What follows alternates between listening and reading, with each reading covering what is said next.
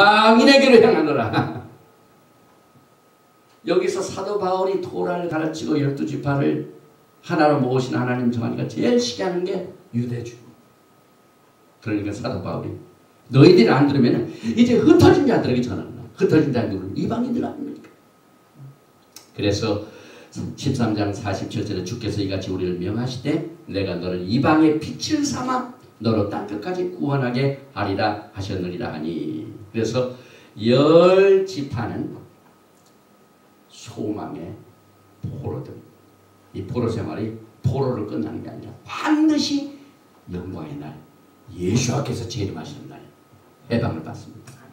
그래서 여기에 보니까 에스겔서 37장에도 그 마른 뼈들의 골짜기가 소개되고 있는데 37장 1절에 여호와께서 권능으로 내게 임하시고 그 신으로 나를 데리고 가서 골짜기 가운데 두셨는데 거기 뼈가 가득하더라. 나를 그 뼈 사방으로 지나게 하시기로 본즉 그 골짜기 지면에 뼈가 심이 많고 아주 말랐더라. 그가 내게 이르시되 인자야 이 뼈들이 능히 살겠느냐 하시기로 내가 대답하되 주 여호와여 주께서 아시나이다.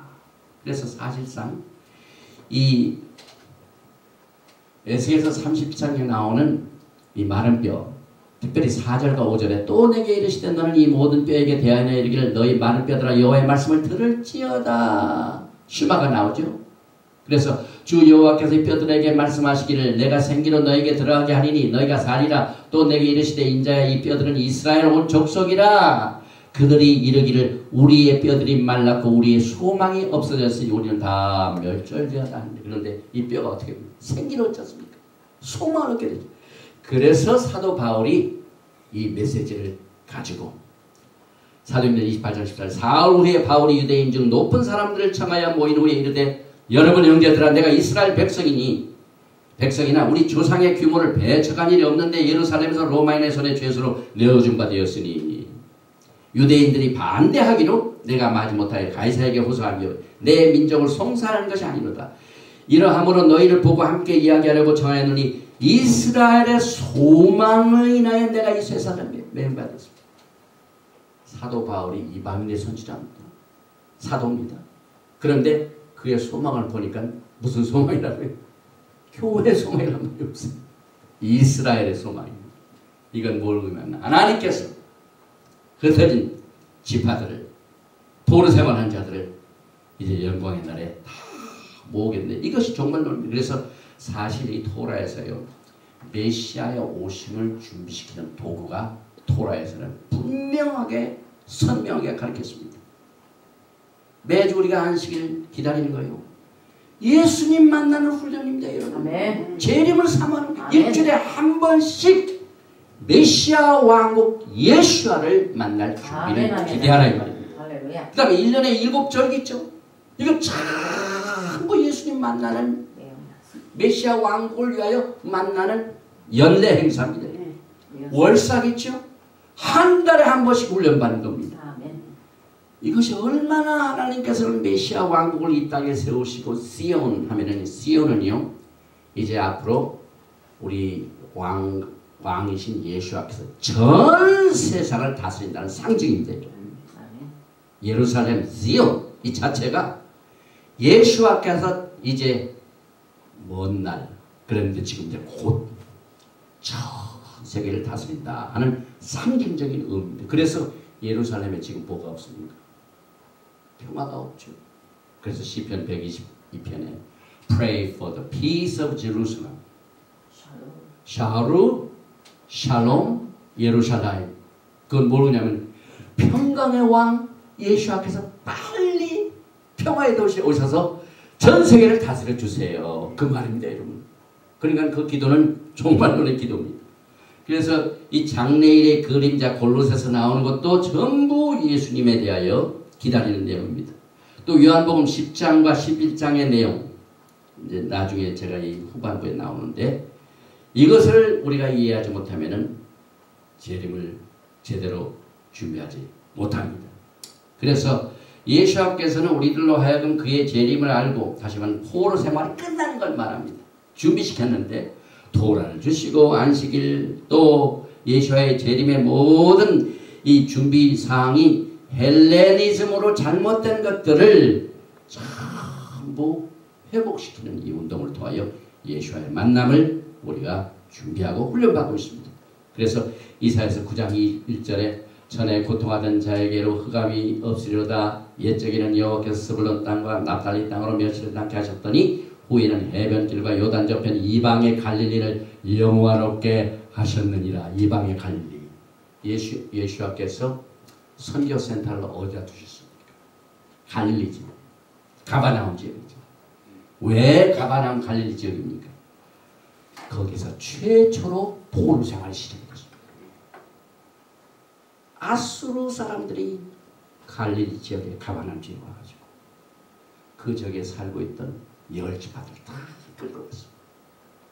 이 시간까지 아직 안 들었습니다. 그래서 여러분과 저는 이 모든 예수와의 이 선교 사역, 공생의 사역을 가만히 보면은요, 이 토라를 통해서는 막 입체적으로 만난다. 우리가 이 토라를 통해 매일 우리가 만나는 게 예수입니다.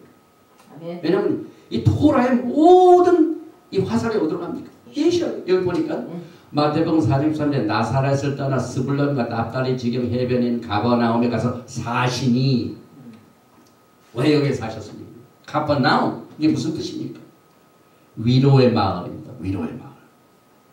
Village of Comfort. 오늘 셔밧 나카모. 위로의 안식. 위로가 뭡니까? 위로. 포로로 잡혀가고 죄의 종되었던 사람들에게 위로가 뭡니까?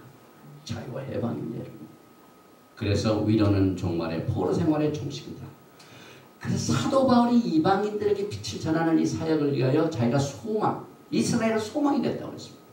그래서 comfort is end of exile. 예레미야서 31장 14절. 열방이여 너희는 나 여호와의 말을 듣고 먼 섬에 전파하여 이러기를 이스라엘을 흩으신 자가 그를 모시고 목자가 그 양물에게 행한 같이 그를 지키시로다. 예수와의 사역은 토라의 원칙을 통하여 잃어버린 양들을 찾습니다. 잃어버린 열지파를 찾아 모신 겁니다. 마태복음 4장 14절에 이는 선지자 이사야로 하신 말씀을 이루려 하심이라. 일렀으되 스불론 땅과 납달리 땅과 요단강 저편 해변길과 이방의 갈릴리여. 갈릴리 해변에 다니시다가 두 형제 곧 베드로를 하는 시몬과 그 형제 안드레가 바다에 그물 던진 것을 보시니 저희는 억울하. 이스라엘에 흩어진 자들을 불러 모으시는 예수와의 사역이 그의 제자들을 사람을 낚는 업으로 그가 코드로 집어넣으셨어요. 그러니까 우리가 전도하지만요, 사실상 토라의 원칙을 보면은 예수께서는 잃어버린 자를 찾는 겁니다. 그래서 여기에 마태복음 4장 19절에 말씀하시되 나를 따라오너라 내가 너희로 사람을 낚는 어부가 되게 하리라. 낚는다는 것은 가버나움 지역에서 선교센터를 세웁니다. 거기에서 포로로 잡혀간 전 세계 흩어진 자를 다시 잡아서 데려오는 일입니다. 이게 선교 사역입니다. 예수님의 사역입니다. 그리고 이스라엘의 포로를 사람이라고 불렀죠. 사람을 낚는 어부 아담. 그리고 에스겔서를 보면은요, 열 지파를 대표해가지고 좌편으로, 에스겔서 보면은 4장 4절에 너는 또 좌편으로 누워 이스라엘 족속의 죄악을 당하되 내 눕는 날수대로 그 죄악을 담당할지니라 해가지고 에스겔이 좌편에 죄악을 당하기 위하여 눕는 이 사건이 사실상 열 지파를 위한 예수와의 십자가의 사건입니다. 여기 보니까 알레탑이죠. 여기 담당할 죄악을 알레탑, 죄악을 담당하시는 예수와. 그래서 이 좌로 눌러가지고 사실 열 지파 이스라엘 족속들의 죄악을 담당한 예수와의 모습을 거기에 숨겨놓으셨습니다. 그리고 이 에스겔은 죄악과 고난을 담당하실 메시아를 곳곳에 숨겨놨습니다. 보니까 에스겔서 4장 4절에 너는 또 좌편으로 이스라엘 족속의 죄악을 당하되 내 눕는 날수대로 그 죄악을 담당할 자가 또 나오지만은 여기에 요한복음 11장 49절에 그 중에 한 사람 그 해 대제사장인 가야바가 저희에게 말하되 너희가 아무것도 알지 못하는도다. 한 사람이 백성을 위하여 죽어서 잃어버린 양떼들 위하여 죄악을 담당하신 알레타, 에스겔서에서 얘기한 알레타 예수님을 여기서 예수님께서 십자가에 돌아가시는 그 해의 대제사장이 얘기를 합니다. 가야바. 뭐라고 얘기합니까? 한 사람이 백성을 위하여 죽어서 온 민족이 망하지 않게 되는 것이 너에게 유익한 줄을 생각지 아니하노다 하였으니 이 말은 스스로 함이 아니요 그 해에 대제사장이므로 예수께서 그 민족을 위하시고 또 그 민족만 위할 뿐 아니라 흩어진 하나님의 자녀를 모아 하나가 되게 하기 위하여 죽으실 것을 미리 말합니다. 주님께서 잃어버린 자를 모으기 하여 이것 때문에 또 십자가에 돌아가셨습니다. 아멘, 아멘. 분명히 가야바 선지자가요. 여기 보니까 예수께서 그 민족을 위하시고 그 민족은 유다지파입니다. 또 그 유다지파만 위할 뿐 아니라 예수하는 유대인들만 예수합니까? 아니죠. 흩어진 하나님의 자녀, 전 세계에 흩어져 있는 하나님의 백성들. 지금 기독교인들이 얼마나 흩어져 많이 있습니까? 그 사람들을 하나가 되게 하기 위하여 죽으실 것을 미리 말합니다. 죽으신다는 건 뭐 십자가의 사건입니다, 여러분. 고린도후서 5장 21절에 하나님이 죄를 알지도 못하신 자로 우리를 대신하여 죄를 삼으신 것은 우리로 하여금 저희 안에서 하나님의 의가 되게 하려 하십니다. 그래서 제가 첫 번에 요한복음 10장과 요한복음 11장에 나오는 이 사건을 우리가 토라로 해석하지 않으면 종말에 대한 내용을 예수님의 십자가에 죽으시는 사건을 알기는 알지만 자세히는 모릅니다. 그러나 우리는 이 토라의 회복을 통하여 이것을 우리가 깨닫게 됩니다. 그리고 결국은 에스겔서 37장 16절에 보니까 인자야 너는 막대기 하나를 취하여 그의 유다와 그 짝 이스라엘 자손이라 쓰고 또 다른 막대기 하나를 취하여 그의 에브라임의 막대기 곧 요셉과 그 짝 이스라엘 온 족속이라 쓰고 그 막대기를 서로 연합하여 하나가 되게 하라. 내 손에서 둘이 하나가 되리라. 예수께서 그 민족뿐만 아니라 유다 막대기 또 하나님의 다른 자녀 뭡니까? 에브라임. 이것이 하나가 된대요.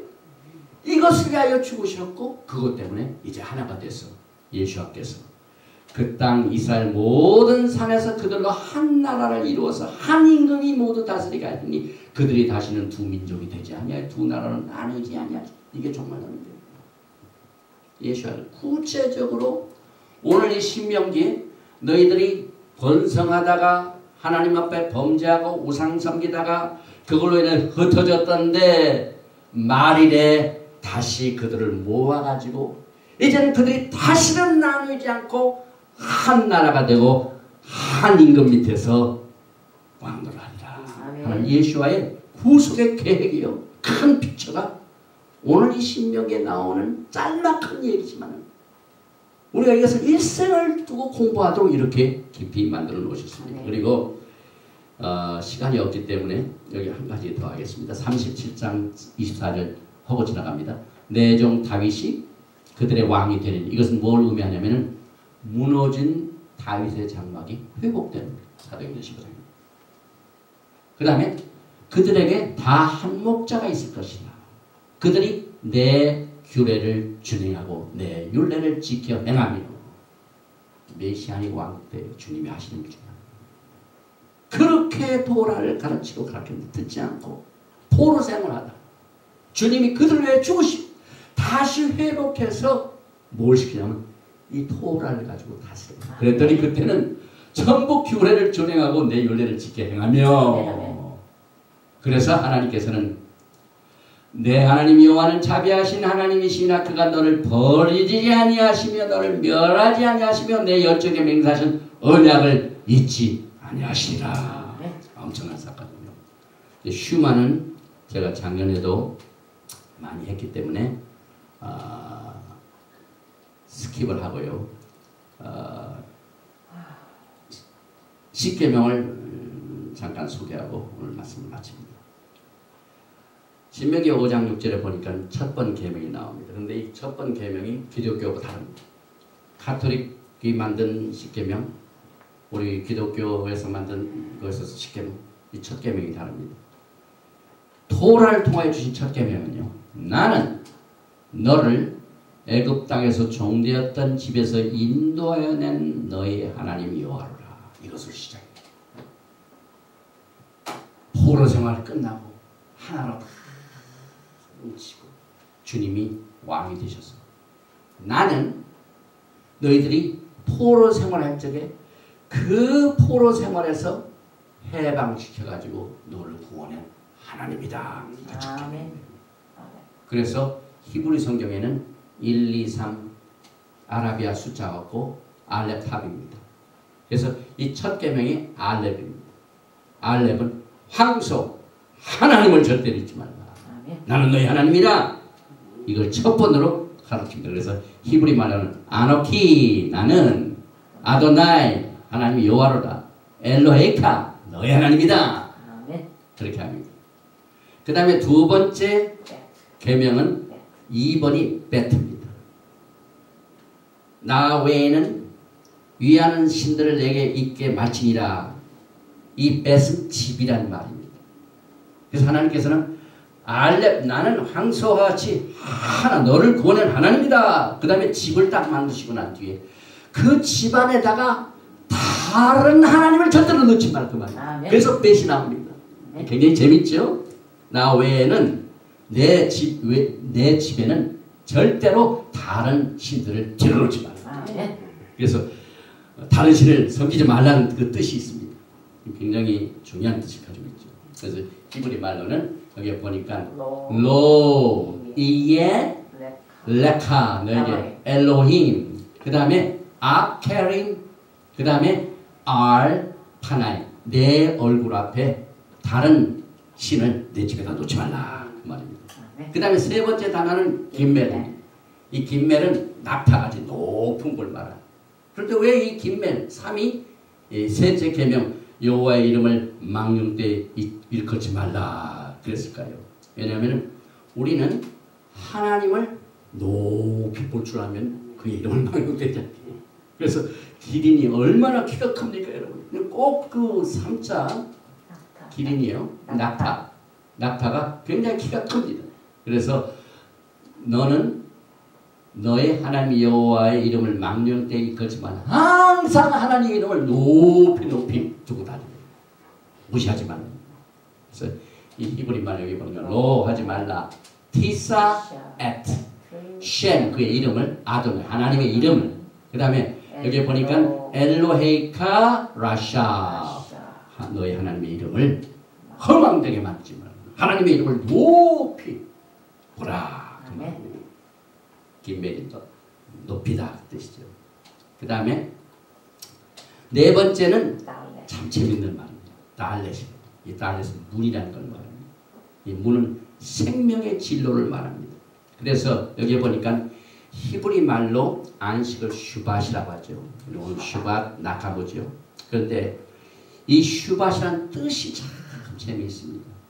슈밧은 이 신, 베이트, 타보죠. 요 셋 중에 여기 보니까 쭉 브레이트, 리트 언약으로 돌아오는 것이 안식이다. 그 다음에 맨 끝에 타브는 십자가를 말합니다. 안식은 십자가로 돌아오는 여기 슈브라는 말이 회개라는 말입니다. 슈브 돌아오다. 여기 보니까 돌아오다. 그래서 여기에서 우리가 왜 하나님께서는 네 번째 글자 이 문 달렛을 왜 안식일과 연결시켰나? 그러니까 우리가 언약으로 다시 돌아오는 문, 십자가로 다시 돌아오는 문을 통하여 하나님 앞에 경배하고 생명을 한다.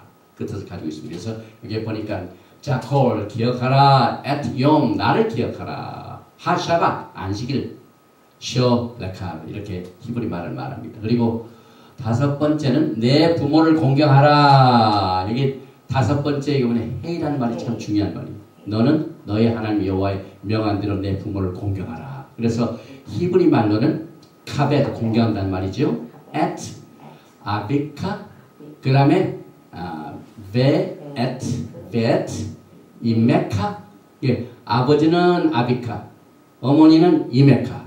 그런데 이 공경이라는 뜻이요 참 재미있습니다. 공경하다는 히브리 말로는 카보드라고 하는데 이 카프 그 다음에 베이트 그 다음에 달렛 요 세 가지 말 중에 요것이 이 카프라는 것은 연다는 뜻입니다. 그 다음에 이 베트는 집이란 말입니다.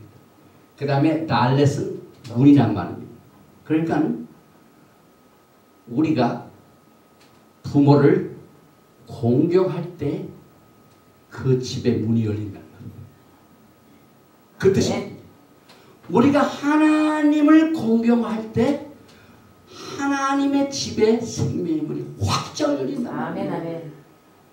이 세상에도 그렇잖아요. 자식들이 많이 있지만 부모를 공경하는 자식들한테는요. 아버지 어머니가 모두 따르나. 여기 연다는 말인데 이게 카프 이 뜻이 카프라는 말이 다르고 봅니다. 그 다음에 집의 문을 연다. 이게 잘 안 보이는데요. 보니까 너무 중요해서 이게 카프는 연다, 베이트는 집이다, 달렛은 문이다. 집의 문을 여는데 우리가 하나님을 공경할 때 하나님의 집의 문이 활짝 열린다는 말. 축복의 문이 활짝 열린다는 말. 그래서 그 옆에 보니까 또 에트까지 집어넣어가지고요. 알렙탑을 공경할 적에 알파 오메가 되신 하나님을 공경할 때 하나님의 보고의 집 창문이 문이 활짝 열려가지고 쌓을 것이 없도록 복을 주신다.